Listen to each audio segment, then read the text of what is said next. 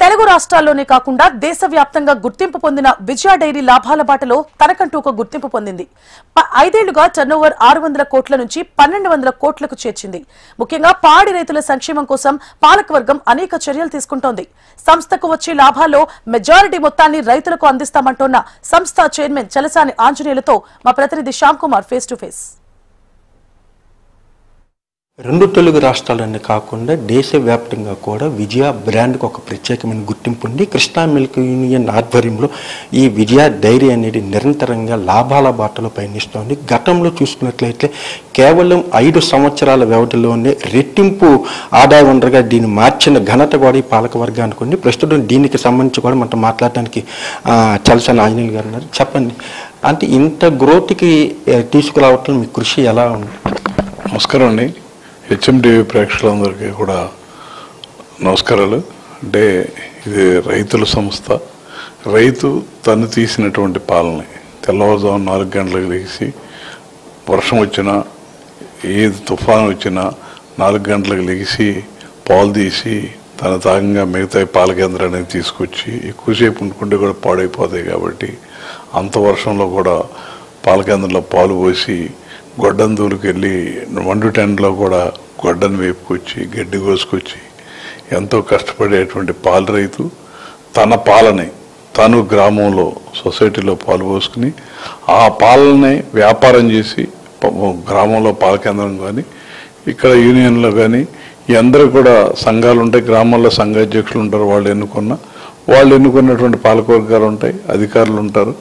అందరూ కూడా ఆ పాల రైతు పంపినటువంటి పాలని ఉత్పత్తిని ప్రాసెసింగ్ చేసి దాని యొక్క లాభాలని పాల పదార్థాలన్నీ కూడా ఎన్నో రకాలైనటువంటి పాల పదార్థాలు కానీ స్వీట్స్ కానీ ఇవన్నీ కూడా తయారు చేసి ఆ లాభాలని రైతు తీసుకోవటం, తన పాడి పశువుకు కావలసినటువంటి సంక్షేమాన్ని భవిష్యత్తులో పాడి పశువు అధిక దిగుబడి కావాలంటే మా పాలకవర్గం కూడా దానికి కావలసినటువంటి హై ఎల్డర్స్ శ్రమను చేయటంలో కానీ పాడి పశువు ఆరోగ్యానికి ప్రతి చిల్లింగ్ సెంటర్ కూడా మొబైల్ వ్యాన్స్, డాక్టర్స్, అసిస్టెంట్స్ అందరూ కూడా 24 గంటలు పశు వైద్యుడి పర్యవేక్షణలో పశువుని సంరక్షించడంలో మేము యూనియన్ తీసుకున్న జాగ్రత్త వలన కానీ పశువు రైతు చనిపోతే వాళ్ళకి ఇన్సూరెన్స్ కూడా సంబంధం లేకుండా 50,000 రూపాయలు ఇవ్వటం కానీ, రైతు ఇంట్లో పెళ్లికి శుభకార్యానికి 20,000 రూపాయలు మంగళసూత్రం ఇవ్వటం కానీ,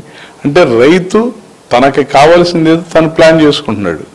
ఇవాళ పశువుకు కావలసినటువంటి పశు సంక్షేమాన్ని రైతు సంక్షేమాన్ని రెండు కళ్ళుగా, అదే వినియోగదారుని కూడా వాళ్ళ గుండెకాయలాగా రైతుల యొక్క వాళ్ళకు కావలసినటువంటి తృప్తిని భవిష్యత్తుగా ఇంకా వినియోగదారుడికి కావాల్సినటువంటి ఇంకా ప్రొడక్ట్స్ ఏమి ఇవ్వాలి, ఐదుగా రైతుకి ఆదాయం రావడానికి ఇంకేం కావాలి అనేది పాలకవర్గం.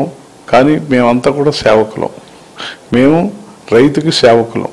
ఖచ్చితంగా రైతు ఈ యూనియన్ ఓనరు.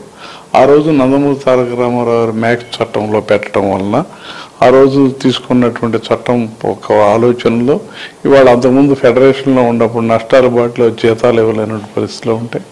నారా చంద్రబాబు నాయుడు గారు ముఖ్యమంత్రి అయినప్పుడు 98లో ఎన్డీడీబీ ద్వారా 4 కోట్ల రూపాయలు రాష్ట్ర ప్రభుత్వం గ్రాంట్ ఇవ్వటం, అలాగే ఎన్డీడీబీ ఒక 4 కోట్లు గ్రాంటు, అలాగే ఒక 4 కోట్ల రూపాయల లోను ఇవన్నీ కూడా ఇవ్వటం వలన గోల్డెన్ షేక్ హ్యాండ్ పథకం విఆర్ఎస్ పథకంలో ద్వారా కనీసం 960 మందికి గోల్డెన్ షేక్ హ్యాండ్ విఆర్ఎస్ ఇవ్వటం వలన జీతాలు ఇవ్వలేని పరిస్థితి నుంచి ఇవాళ 2011లో ప్రారంభమయ్యి ఇవాళకి 800 కోట్ల పైగా బోనస్ ఇచ్చేటువంటి కార్యక్రమం చేపట్టడంలో దాని యొక్క విజయం ఖచ్చితంగా రైతు ఆ చేతిలో. ఆ రోజు నందమూరి తారక రామారావు చట్టం తీసుకురావటం, చంద్రబాబు నాయుడు గారు సహాయం చేయటం, మేము కూడా ఈ 5-6 సంవత్సరాల్లో నేను వచ్చినప్పుడు 600 కోట్ల రూపాయలు టర్నోవర్ ఉండేదాన్ని వాడు 1200 కోట్లు తీసుగా ఇంకొక 3-4 ఏళ్ళలో 2000 కోట్ల రూపాయలు తీసుగా ప్లాన్ చేసుకుంటాం. బోనస్లు కూడా ఎప్పటికప్పుడు జరిగే సంవత్సరానికి 4 నెలలకు ఒకసారి మేము ప్లాన్ చేసుకుని ఇవాళ రైతు కూడా చిన్న సన్నకారు రైతులు ఉన్నారు, వాళ్ళు ఆధారపడి జీవిస్తున్నారు. కాబట్టి 4 నెలలకి కూడా లాభాలని రైతు పంచుకోవడానికి తీసుకోవటం, బోనస్లు ఇవ్వటం, సంక్షేమ కార్యక్రమాలు చేయటం, కావలసినటువంటి హై ఎల్డర్స్ కావలసినటువంటి పశు సంక్షేమాన్ని చేయటం, ఇవన్నీ కూడా మా పాలకవర్గం అందరం కూడా పాల్పోసే రైతులు, అందరూ వ్యవసాయం చేసే రైతులు. అధికారులు కూడా 24 గంటలు కూడా ఎంతో కష్టపడి పనిచేయటం వలన మేము ఇవాళ వీరవల్లిలో భవిష్యత్తు ఆలోచించి ఒక 23 ఎకరాల్లో ఫ్యాక్టరీ కట్టాం. ఆ ఫ్యాక్టరీ కట్టి 186 కోట్లు అవుతుంది అనుకుంటే డిపిఆర్ 165 కోట్లతో పూర్తి చేసాం. మొన్న బుడవేరు తుఫాన్ అప్పుడు కూడా 48 రోజులు ఫ్యాక్టరీ ప్రాసెసింగ్ ఆగిపోతే ఒక్క పూట కూడా రైతుకి వినియోగదారుడు ఇబ్బంది లేకుండా ఆ ఫ్యాక్టరీ నడవటం వలన మేము చాలా 60 కోట్లు లాస్ అవుతుంది అనుకున్న దాన్ని కూడా మా ఉద్యోగస్తులు అందరూ కూడా 24 గంటలు శ్రమపడి చాలా తక్కువ లాస్కి దాన్ని కాపాడటం. అలాగే మేము 48 రోజులు కూడా వీరవల్లి ఫ్యాక్టరీ ఉండటం వలన 6 లక్షల లీటర్లు అక్కడే ప్రాసెసింగ్ చేయటం వలన ఒక్క పూట కూడా రైతుకి ఇబ్బంది లేకుండా వినియోగదారుడు ఇబ్బంది లేకుండా ప్రయాణం చేసాం. అంటే రైతు తను ప్లాన్ చేసుకుంటున్నాడు. ఇవాళ ఏ ప్రభుత్వాలతో సంబంధం లేకుండా తనకి పశువుకి ఏం కావాలి, రైతుకి ఏం కావాలి, తను ప్లాన్ చేసుకునేటువంటి వ్యవస్థలో తను ఉండాలి. కాబట్టి మేము వాళ్ళ ఆలోచన ప్రకారం కూడా ప్రయాణం చేస్తూ ఖచ్చితంగా మేము మిగతా యూనియన్స్తో టర్న్ ఓవర్లో వాటిలో పోటీ పడలేకపోవచ్చు, కానీ రైతుకి ఇచ్చే దాంట్లో వీఆర్ కాంపిటేటివ్. రేపు కురియన్ గారి ఆలోచన ఉంది 74% కనుక వినియోగదారుడికి తీసుకునే దాంట్లో రైతుకి ఇవ్వగలిగితే మంచి యూనియన్ అని చెప్పేవారు. మేము 82% ఇస్తున్నాం. ఖచ్చితంగా రైతుకి ఇచ్చే దాంట్లో మాత్రం మేము ఇండియాలో మంచి స్థానంలో ఉన్నందుకు మేము గర్వపడుతూ ఉన్నాం. అంటే రాబోయే కాలంలో ఏదైతే ఈ పాడి రైతుల కోసం ఇంకేమైనా అంటే వాళ్ళ కుటుంబాల కోసం ఇంకేమైనా కార్యక్రమాలు చేసే ఆలోచన ఉంది? ఖచ్చితంగా ఉందండి. ఎడ్యుకేషన్లో ఏ రకంగా ముందుకెళ్ళాలని ఆలోచిస్తున్నాం. ఎడ్యుకేషన్లో కానీ మెడికలైజేషన్గా ఇప్పటికే మేము 5-6 ఏళ్లలో కొన్ని వందల మందికి హార్ట్ ఆపరేషన్ చేయడం కానీ వాళ్ళ ఆరోగ్య పరిరక్షణ కానీ మేము శ్రద్ధ తీసుకున్నాం. ఇప్పుడు కూడా కొన్ని హాస్పిటల్తో టైఅప్ ఉన్నాయి. కావాల్సినటువంటి రైతు ఆరోగ్యం మీద శ్రద్ధ చేస్తున్నాం.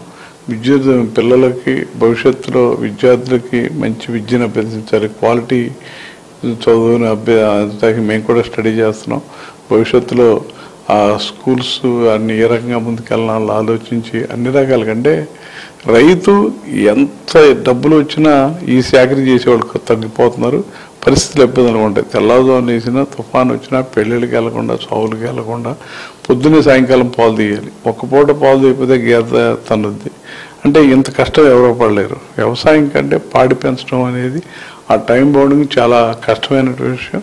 కేంద్ర రాష్ట్ర ప్రభుత్వాలు కూడా సహకరిస్తున్నాయి. ఇంకా బెటర్ అందరం కూడా కలిసి అంటే మీరు ఒకసారి చూస్తే మిగతా ప్రొడక్ట్స్ అన్నింటిలో కూడా పంటల్లో పురుగు మందులు రకరకాలుగా వేసి ఆ క్వాలిటీలో విష పదార్థం అవుతున్నాయి. మీరు చెప్పిన విధంగానే పాడి రేట్ అంటే గతంలో కన్నా తగ్గుతున్నారా లేకపోతే వాళ్ళు అదర్ వైపు వెళ్ళే ఆలోచనలు ఉంటున్నాయి?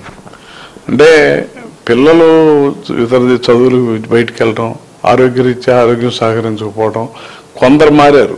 కానీ అవసరమైన వాళ్ళు గ్రామాల్లో సన్నకారు చిన్నకారు రైతులు పెరుగుతున్నారు.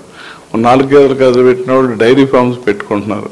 ఖచ్చితంగా మేము కూడా పశుపోషణ ఆదాయం పెరగాలి, ఖర్చు తగ్గాలి. దానికి మేము కొన్ని రకాలైనటువంటి మేలు రకాలైనటువంటి జాతి కలిగినటువంటి గడ్డి విత్తనాలు కానీ ఖర్చు తగ్గటానికి కావాల్సినటువంటి ఫీడింగ్ ఫ్యాక్టర్ కూడా మార్పులు చేసి ఆదాయం పెరగాలి, ఖర్చు తగ్గాలి. ఆ విధానంతో మేము కూడా రకరకాలైనటువంటి ఫీడింగ్ ప్రాక్టీస్ చేస్తున్నాం. ఖచ్చితంగా భవిష్యత్తులో ఇది వ్యవసాయం కంటే పాడి లాభంగా అవ్వగలుగుతుంది అనేటువంటి నమ్మకం నాకు ఉంది. ఎండి అయినా కింద చేసే పని ఒకడైనా రైతు మాకు ఓనరు. ఆ రైతుకి సమాధానం చెప్పే విధంగా మా రకమైనటువంటి ప్రతిదీ కూడా ట్రాన్స్పరెంట్గా ఉండటం వలన మేము ఎక్కడ ఆర్థిక సంబంధాల్లో ఇబ్బంది లేకుండా 6 దశాబ్దాలుగా యూనియన్ అప్రతిహతంగా ప్రయాణం జరుగుతోంది.